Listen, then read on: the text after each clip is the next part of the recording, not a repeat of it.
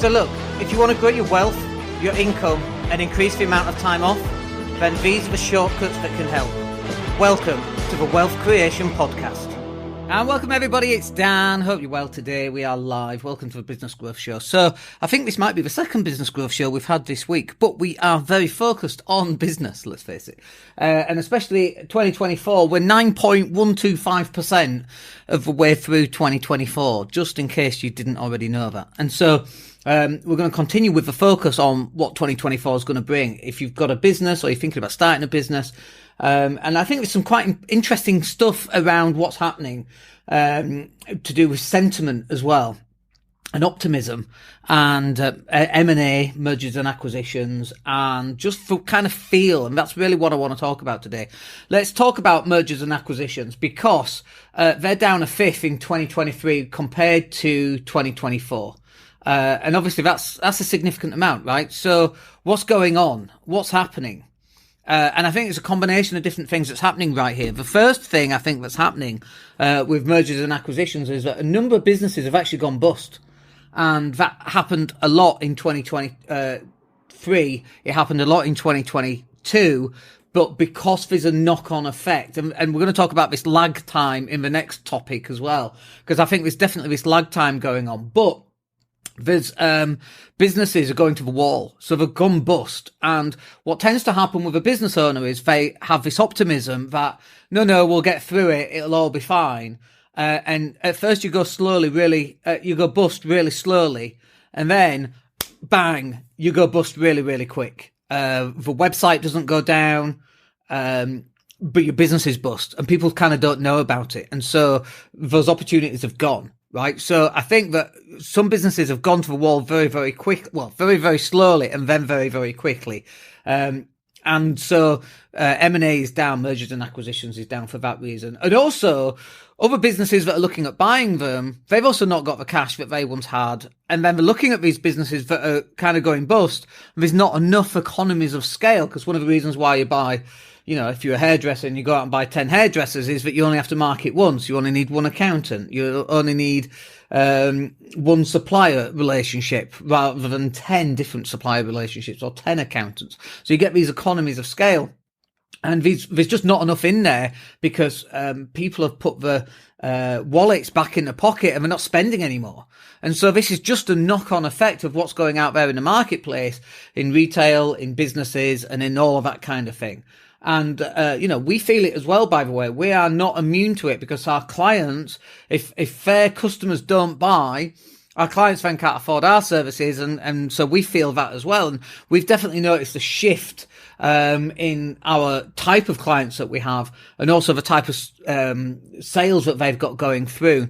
And in their marketplace has changed drastically as well. And there's a lot of people right now just kind of treading water, hoping and praying for the best.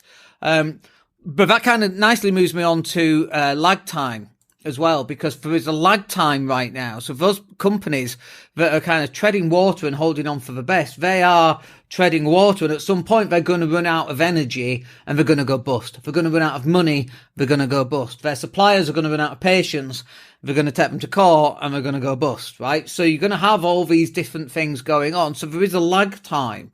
It's like if you're steering the oil tanker and you want to turn left, you got to turn left 25 miles ago, right? A good, maybe yesterday, I don't know how long it is, but if you're an oil tanker, you got to really plan this out over the long term. And I think for businesses, what happens is they're going through this right now, and then let's just say optimism increases and consumers start spending more money. In order for businesses to catch up, there's this whole massive thing that they've got to get through with paying suppliers and paying employees and paying tax, for example. And the HMRC don't wait for anybody, let's face it, but not the nicest of people, are they? Nor anybody who works for a council, quite frankly. If you work for a council, you should be ashamed of yourself, Leeds City Council, talking to you, of course. So there is this lag time between money coming in and customers spending more money, and you then actually being able to go out and invest in your business, for example, or grow your business, because you've got all these backlog of bills that you then have to pay. So there's definitely this lag time. And, obviously there's an election this year. So if there was an election, I think that gives businesses more optimism for change, because things are, let's face it, not going great, are they? So we need change right now. And the change that we need is clearly a new government. And unfortunately or fortunately, it's going to be Labour, I think. But fortunately as well, it won't be Tories, because after 14 years of not being able to get a dentist appointment, for example, people have just had enough, right? And so I think some of this optimism will come. Now, the markets don't like Labour, they prefer Tories, but I think even on this one, the markets will rejoice for some time until Labour get in, and then obviously people start moaning, and the press is very right-wing. But I think there'll be an optimism there, like it was when Blair got in back in 96 or 97, whenever that was, 97 I think.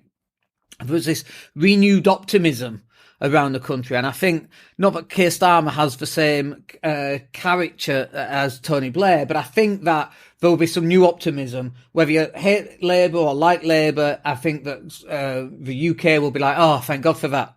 Like, you could put anybody in. I'd rather have Mr. Blobby in, or what's Rowan Atkinson's Mr. Bean. Let's put Mr. Bean in power, because like. Or let's just get a chimpanzee to just to, you know, pick random things, because that will probably work better than the existing government that we've got, you know. So there will be an optimism there. And again, there is this lag time for this optimism to kick in, for companies to generate more cash. But hopefully that will, you know, I think when people start seeing public services actually working again, I think that will help, you know. So there's this lag time, and so there's some opportunities out there, I think, for 2024, because of the lag time, because of the optimism, because of the change in government, the old government going out, the new one coming in, people being able to spend a little bit more money, hopefully, with this renewed optimism. And when they spend a bit more money, generates more taxes, and it also generates more cash flow flowing through. And so, you know, that then moves on to the next business, and the next business, and the next business. If you take that £50, it goes to the butchers, and then it goes to the, the clothing shop, and then it goes to, the Tesco's, and then it goes to the bookies, and then so it's the same 50 quid, but obviously it's generating tax on every transaction, and then it's going through people's hands. This is the cash flow that's absolutely needed. And, in times of contraction, the cash flow, really stops, right? And so the taxation available to spend on public services, that decreases as well, right? This is like, you know, year one GCSE economics, right? So it's really basic stuff, but it's really important, and people kind of don't seem to grasp it. But then it's going to get some opportunities, I think, for 2024. But if you're not in this position of people knowing who you are, and knowing not just who you are, but who you are. What are you about? Are you a nice guy? Are you not a nice person? Do you help people? Do you not help people? What's your reputation? What's your values? The people that you've helped, what have you done for them? You know, that kind of thing. You've got to get seen, you've got to get found, and then you'll be able to sell effectively whatever it happens to be that you do. It might be property sourcing, or it might be mergers and acquisitions, or it might be selling what we sell, which is digital marketing services. We get seen, we get found, we sell effectively from our website and from our conversations when someone comes onto a strategy call with us. And so when this lag time catches up to what happens, which might be next year, by the way. If we have an election this year, it might be May. I think we'll have a May election, quite frankly. But it might be October or November, right? Whoever knows. But this lag time is going to be next year. So now is the time for you to get out there and get found and get seen, so that when the optimism comes back next year, hopefully it will, and maybe even later this year to begin, you've actually got to be in a position already to take that on. There's no point in waiting until next year and then going, oh, well, when it all picks up, then I'm going to start doing it. No. It's like, you know, if you're on a sinking ship, then is not the time to learn how to swim, right? You should have learned how to do that already. You should know how to go live. You should know how to pull stuff out into a podcast and an MP3 and put that out on iTunes and Alexa, not Alexa, I can't say because it'll start playing music, Amazon and Spotify and all that other stuff. You should know how to pull shorts out of long form video. And if you don't know how to do that, you've not got time to do that, you should be using us. We had a message last week and they said, do you run training courses on how you get your content out all the time, because you are everywhere all at once, right? That's the point. That is the plan. We're supposed to be everywhere all at once. But if you don't know how to do that, now is the time to find that, not when the optimism is back and other people are starting to spend money, right? And you're not. And you can't take advantage of that cash because you've not done this pre-work. The pre-work right now is vital. This is going to be the opportunity in 2024. The opportunity is, and let me just outline this so there's no disparity here or no vagueness or fuzziness or out of focus. Your opportunity for 2024 is to get seen, is to get found, and is to sell effectively. And, you know, when we take on a website client, we actually spend quite a bit of time going, well, what is it you sell? Like, explain it to me in 5 words or 10 words or 20 words. And often they can't explain it. And because it's in there in their head and in their little world, they can see exactly what it is and exactly what the customer gets, but everybody else can't see it. So you've got to position yourself so that your website is very, very clear on what you offer.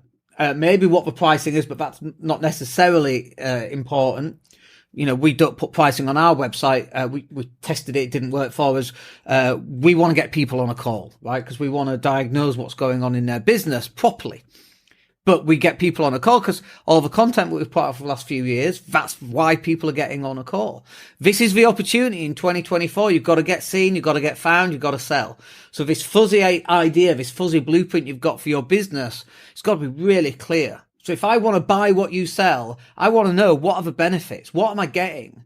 And if you don't know what that is, or you find that difficult to articulate what that is, you're not going to close business. So you might get seen, you might get found, but you're not selling effectively.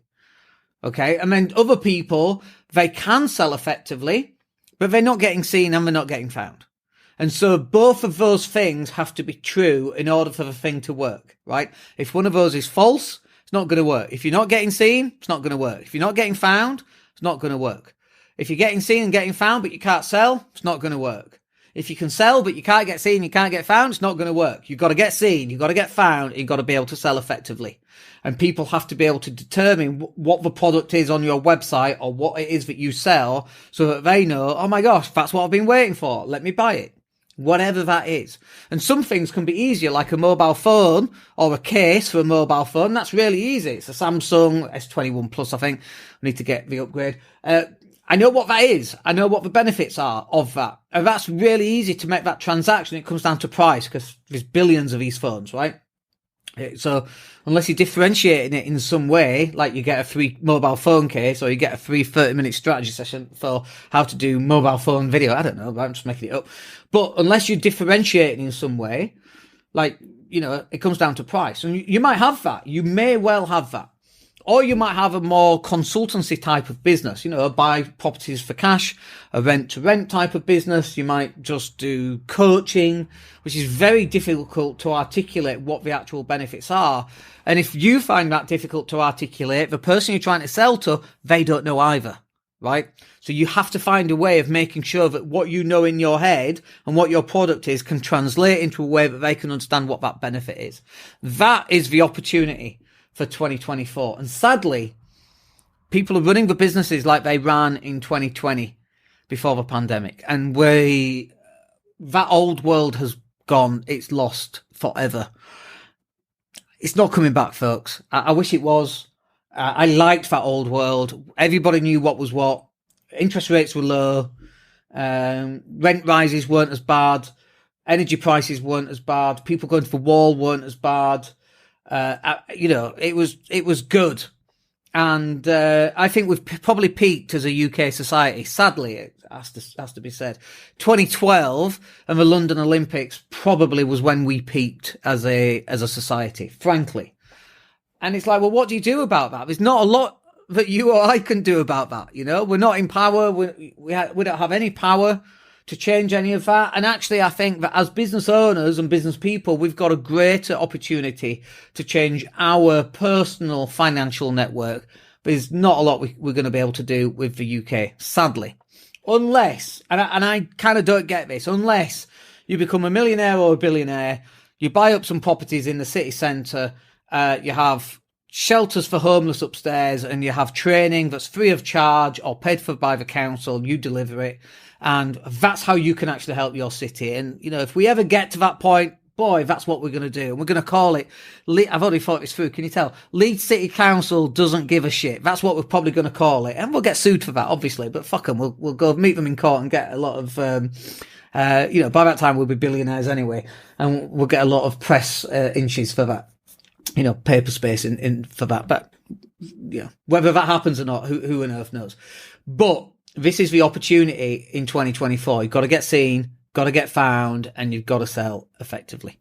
All right, I do hope that was useful. Some good Dan rants in there. I do enjoy a good Dan rant, and I hope you did as well. All right, we'll speak to you on the next one. Have yourselves a wicked weekend. Take care. Hey, it's Dan here. Thank you for listening. Really appreciate each and every one of you. Please click like or subscribe to the entire podcast.